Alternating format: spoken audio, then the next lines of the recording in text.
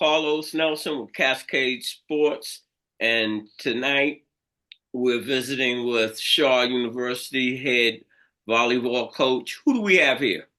Jonathan Paulk. Hey, Jonathan, you already know what the drill is. Let's go back to kindergarten and let our audience know a little bit about yourself, how long uh, you've been playing, and uh, let them know who you are. And in you telling your story, make sure that you acknowledge some of the mentors and some of the adults that help you build your character as well as your game. Sure. Absolutely, absolutely. Well, grew up till I was 10 in Georgia, Warner Robins, right next to an Air Force base. Dad was a pastor, mom's a school administrator, and then moved up to near Charlotte. It's called Denver, North Carolina, near Lake Norman, and lived there through high school. Went to North Lincoln High School, played soccer, tennis. I was pretty much trying to play, any sport I could all the time. And my tennis coach was most influential. He kind of drove us to be, it was all on us. If we wanted to do more, we could do more. If we wanted to What do was his less, name? Jay Thompson. All right, shout out to Coach That's right. Thompson. That's right. Yeah, Coach Thompson, he was great, pretty real with us, and he wasn't going to be the driving force, either you made it happen or it didn't happen. He was giving you the opportunity. Absolutely. So, did you play sports in your middle school years? Yep, same stuff, soccer, cross country, basketball. We didn't have a tennis team in middle school, but, played it on the weekends. What kind of community did you come from? Yeah, so, in North Carolina is really interesting. I went to this rich white school, and that's not what we were. If you know anything about pastors, most of them aren't making a whole lot, but, a lot of friends that lived on the lake. So it kind of drove this, this desire that I wanted more, everything that I didn't have. I knew I didn't ask my parents for money to go to the movies, because I knew they didn't have it, and could they always make something happen? They could, but I was never going to be the one to put them in a more tough spot. Tell me this. What was it like? Because I talked to you on the phone. Yeah. And you had this, to me, the same experiences that Black people have. and hold it, and I couldn't tell until, let me say, I got off the phone and I said, that gentleman is not Black, but but Mr. Nelson is real. And one Sure. of the things I want to say to you that you said about your coach, that tennis coach, he was real. Yep. Yep. And Absolutely. that's a rarity now. Definitely. So now let's talk about those other sports and Yep. what did you learn as being a student, being an athlete, and being like you doing four different sports. What did you learn, and how did you weave that into part of your character and where you're at now? Yeah, absolutely. I think, the biggest thing was that I grew super late. So like I crossed 100 pounds when I was 17, if that gives you an idea. Yeah, And so like everything I did, it really came back to I had to outsmart, I had to work people. So in tennis, I was number one all 4 years. And, I couldn't overpower anyone, but I just run them left, right, short, deep. And these guys were dog tired after playing me. It was hilarious. And that's really what I've brought, I think, into volleyball, into the coaching and everything has been, let's get as athletic as they are. That's like a base minimum. But then we're going to be smarter than everyone we play. That's our ideal. And it's a huge difference in our level of play. Hey, Coach, who in your coaching experience, when you start talking about getting athletic and energizing, Sure. who talked to you about the importance of being physically fit and getting in shape. And did anybody talk to you about that? See, things have changed since I was in Yeah, sports in the 60s sure. and 70s. What did you learn to uh help you try to understand it's more than just talent that you Yeah. transfer to your athletes? Yeah, I mean, well, I guess for me growing up through middle school, high school, there wasn't much of that at all for me, and they looked at me and that's a kid's body with kid muscles, it doesn't matter how much iron he pumps, he's not gonna, be a whole lot. So, I also ended up with a sharp tongue because of it, because I wasn't gonna be winning any fights. So it's like, hey, I gotta win the vocal fights, Hey, the word is powerful, baby boy.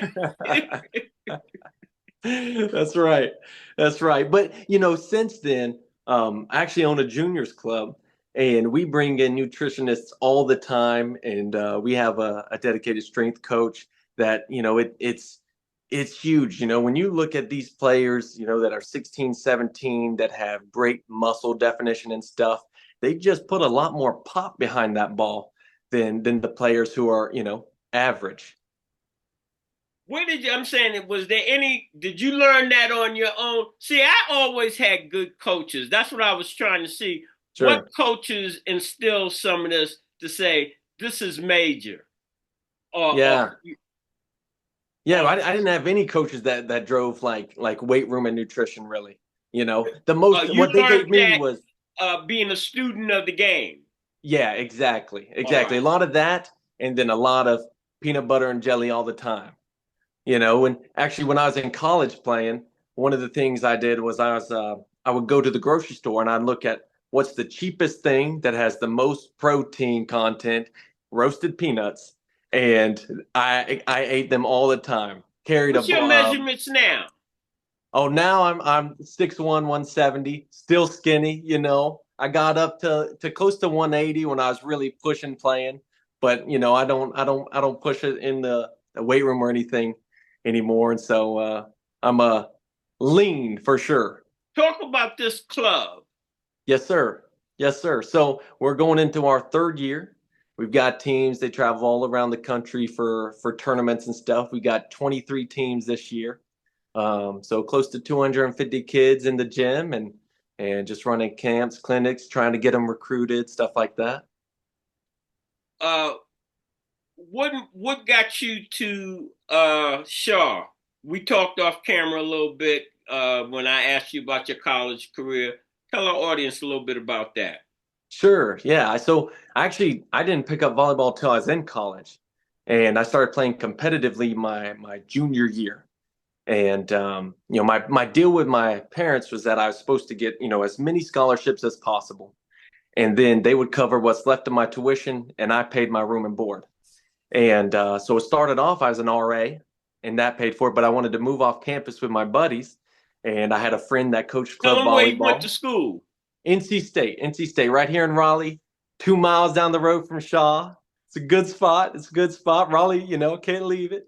And when I was there, and I needed to pay that rent, I was like, what better than coaching some volleyball to make some money to be able to move off campus. That's how it all got started.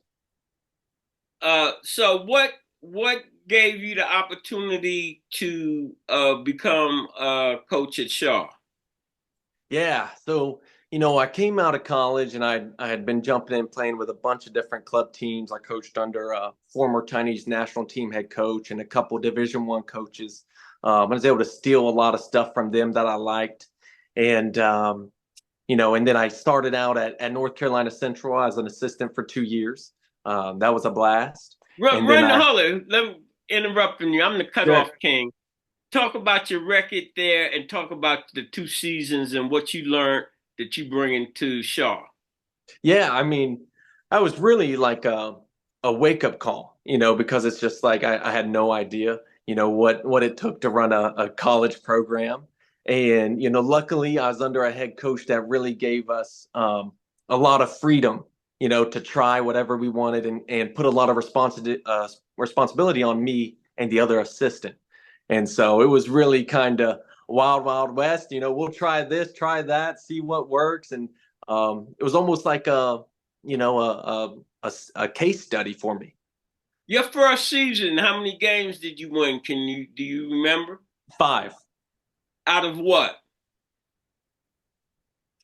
21 maybe. How'd you feel about that? Felt like ass. It was terrible. All right. What did you do any self-evaluation? No, well, we came in, I got hired in June, and it's kind of like you inherited a group of kids and they were great kids, but didn't feel like we had the weapons to do as much as, you'd like to do. All right. For Tell me sure. this. And tell our audience, when I'm always saying tell me, really what I'm saying is tell our audience. You played a lot of club. Yes, What sir. is the difference in club play and now you play at these universities? Because doing basketball, they have that AAU and then they have Hmm. uh, uh, school basketball, high school or Yeah. college or whatever. And those they run two different types of programs. Yeah. Yeah. And I want you to explain to our audience the difference and the transition that you made. Yeah, so in juniors volleyball, club is a lot more developed, a lot higher level generally than high school volleyball. But for me in club and at college, we were always top of nationals. I was a honorable mention for setter of the year nationally. Um, and really, I think on the men's side, it's different because there's not a whole lot of programs. Um, it's you're a lot of like guys who are really good players. There were guys that I played club with that went and played pro. So that was kind of not a big change for me. The big change was coming to the women's side and them just not being able to do the things that guys could do. My first year, the head coach, he got fed up with the team at one point, and so we had a morning. We always practice in the morning, and one of them he played me. He put me out there 1-on-6 against the team, and I Oh, gave him that work. I gave him that work. And it's, I think that can go one of two ways. It can kind of break a team down, or sometimes I think a team, needs to be humbled a little bit. There were a couple seniors on that team that were used to doing things a certain way that clearly hadn't worked. Coach was gone and you had only been winning 4 games a year. That didn't want to make changes, and so we kind of opened it up and let me go in there to kind of show them like, guys, you're not the end all be all. hey, coach, I'm glad you mentioned that because I mentioned this to our athletes in general, how difficult is for you as an athlete and to buy into a new coach's program Yes. and be coachable. Yes. And what would you say to athletes and to our audience on that subject? Yeah, I would say, well, number one, this coach controls all of your play time, you know? So if you want to play more, get with the program, and it may be different than what you've experienced before. But this coach might have some experiences that are going to actually develop and take you somewhere you haven't been. All right, coach. So now let's get to Shaw University. Yes, sir. Go Run it Bears. down from the time you've come and talk about how many seasons have you been there? This is my 6th year. Run down every year and give me, hey, I want to know your win loss. I want to Okay. know what the atmosphere was when you got hired. Yeah, And I'll, I'm the cutoff king. I'll interrupt you on some things, but let's go absolutely. from your first year. Yeah, so my first year, I got a call. It was mid-June.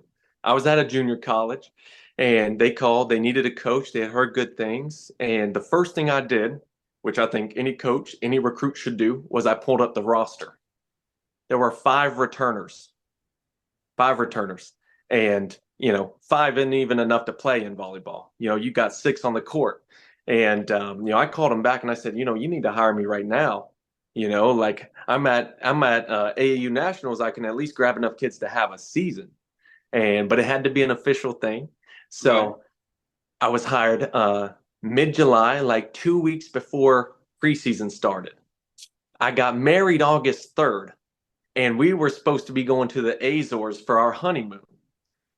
But the Shaw team reported earlier than my JUCO, my wife, she's a saint. She's very understanding. We had to cancel the Azores. We went to the mountains for a couple days, and I'm trying to get it together. I called all the kids as soon as I was hired, and two of them had actually quit. The coach before me had only been there one season, and she had been handed for lack of better words, a Ferrari, and that was all seniors and juniors and one freshman.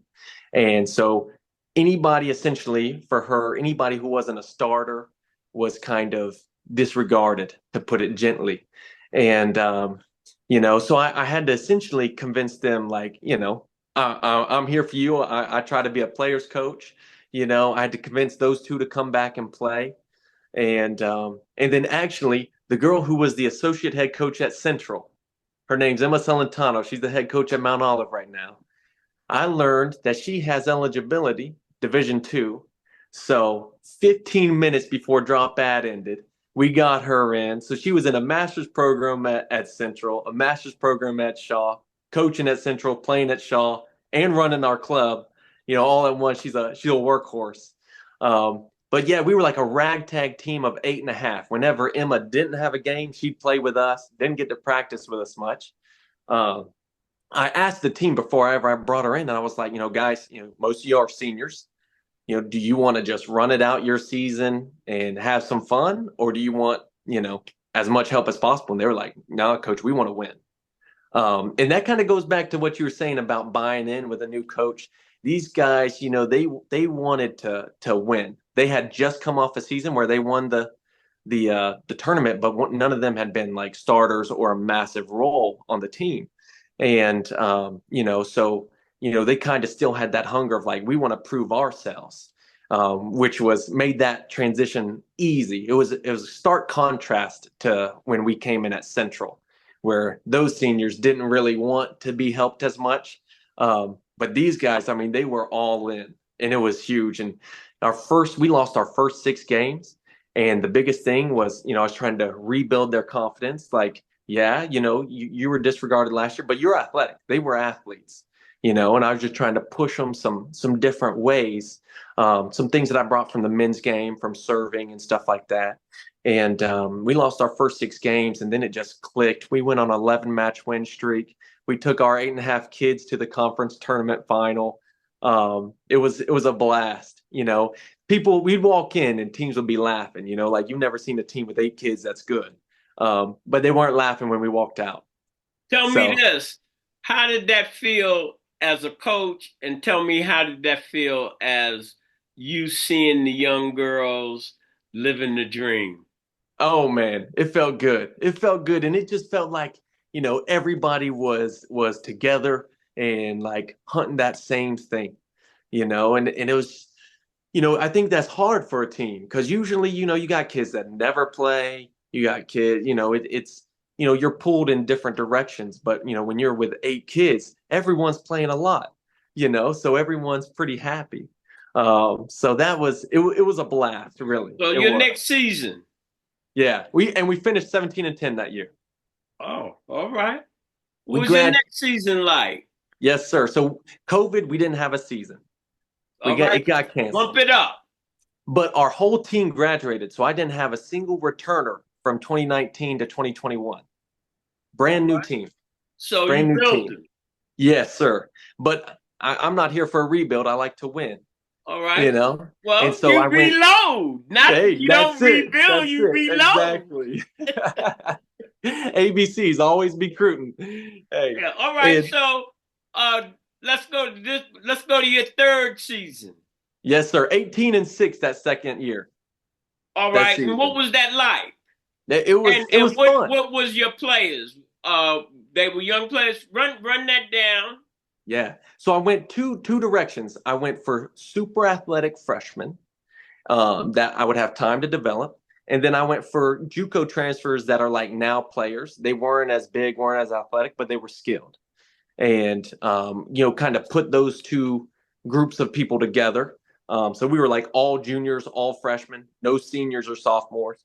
Um, and it went really well. It went really well. We went, every year I've been here, we won Setter of the Year. One of those two kids that had quit prior to 2019, she came back and won Setter of the Year.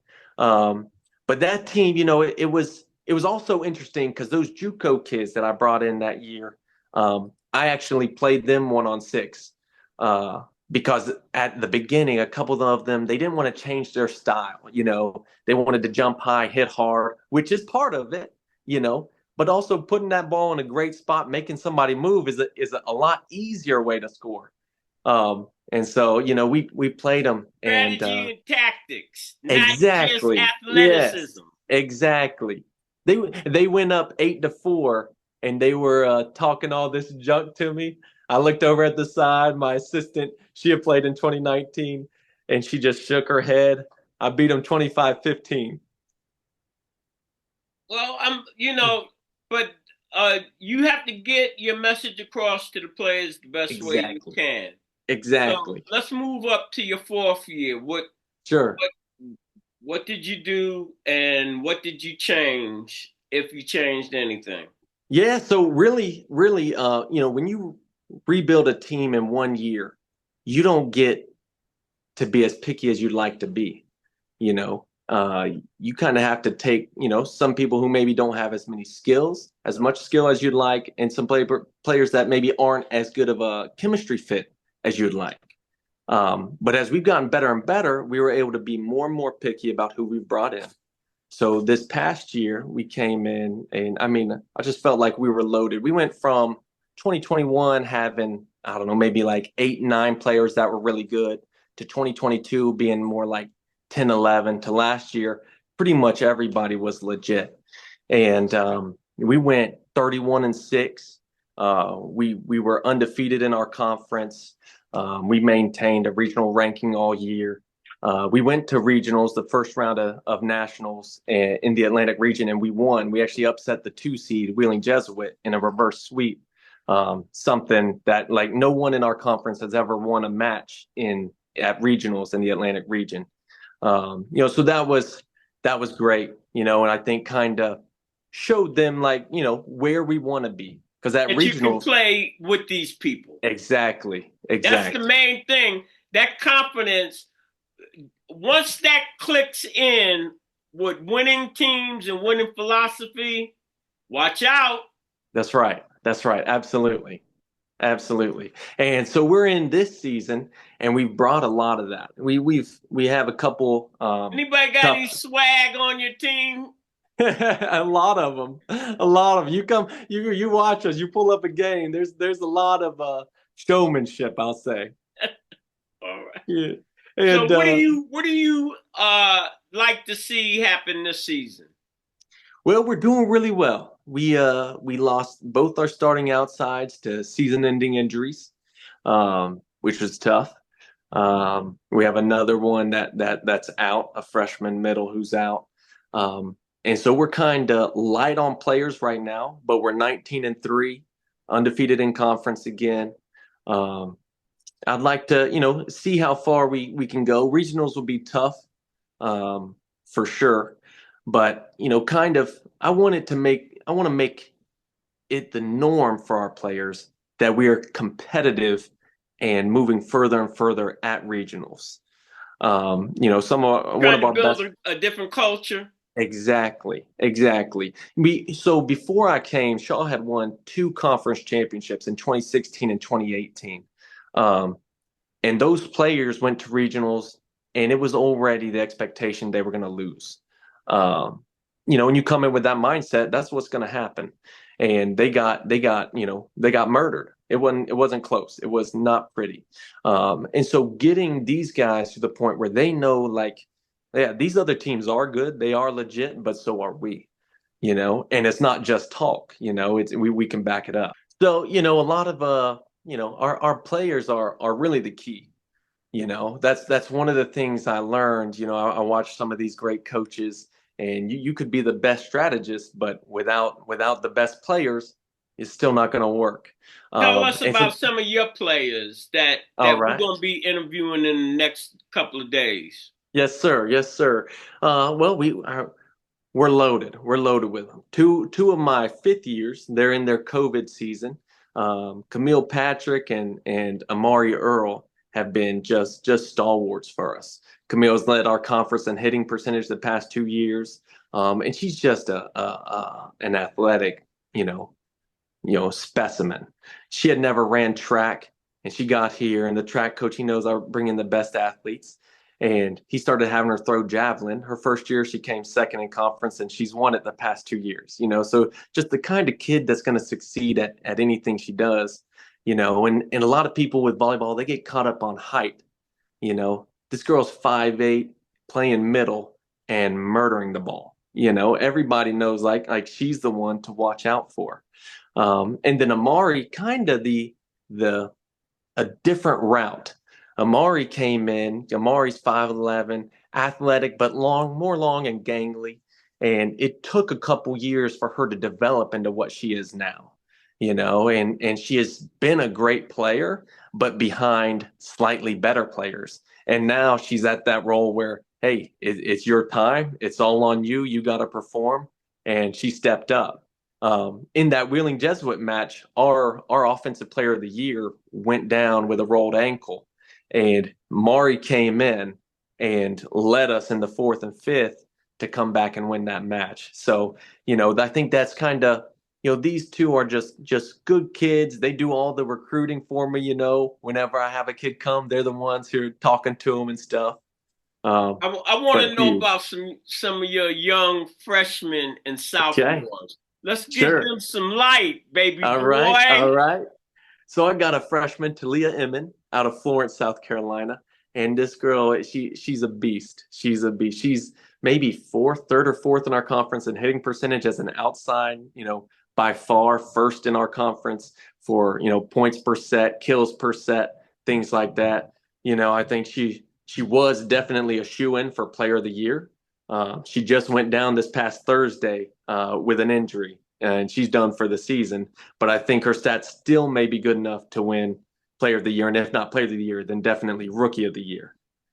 All right, run down another one of your Sure. youngsters coming up. We got a freshman middle out of Houston, Texas, and Leona Beatty. She is just quick, murdering balls, blocking. Everyone's had to step up since Talia went down. We played UNC Pembroke on Saturday, and I don't know how many blocks Leona had, but it was like anything they tried to send over the net, she was throwing She back. wasn't having it. Yeah, yeah, exactly. All right, I want to switch gears, Coach. Uh, how important is it for you to have a good AD and a good administration behind you? It's huge. It's huge. I think that's a big piece. Either they can be an engine allowing you to do a whole lot, or they can hamstring you. I've been blessed. All three ADs that I've had as a head coach, one at the JUCO and then two here at Shaw, have been awesome, and they've been the perfect AD for me at the point of my career I was in. My JUCO AD was on me. We had weekly meetings about who I was recruiting. I had to learn to recruit, cut my teeth. And then when I came here, I had Dr. Carter. He was the best. And he was really, kind of like a father figure, take you under his wing. I probably said a lot of things that I shouldn't have said, and he didn't care. He was, kind of guiding me, directing me, and smoothing out some of those rough edges. And currently, I have George Knox, and he is just a wonderful guy. And anything we need, I call him, he makes it happen, And, he's not the kind of AD that's like, you need to be in here 8 to 5 and at practice. He's like, coach, whatever you need from me, how can I help? And whatever you're doing's working, keep doing it. Hey, Coach, I want you to now talk to a young freshman what they need to be doing with Cascade Sports being home to student athlete, how important those books are. Absolutely. And I want you to close on what you have to say to your fans. Sure. For the freshmen, the biggest thing is coming in and not taking yourself out by laying off the books and not turning in work. Like it's not hard to show up to class, turn your homework in. If you do those two things, you're going to pass. That's kind of like my base level for students. For most of my athletes, it's a non-issue. We have great GPAs. Most of them are high threes, 4.0s. But I really stress that it's like you come in as a freshman and you don't have a body of work of several semesters holding your GPA up. So if you tank it that first semester, you're in a world of trouble. So coming in and just being, serious, even though it's a lot of free time and a lot of responsibility of yourself as opposed to your parents. All right, now what you got to say to your fans about coming out? Because I'm always asking coaches that, because a lot of times fans know, but they don't participate. Them coming out can be the difference between a win and a loss. Absolutely. Man, I tell you, our fans are great.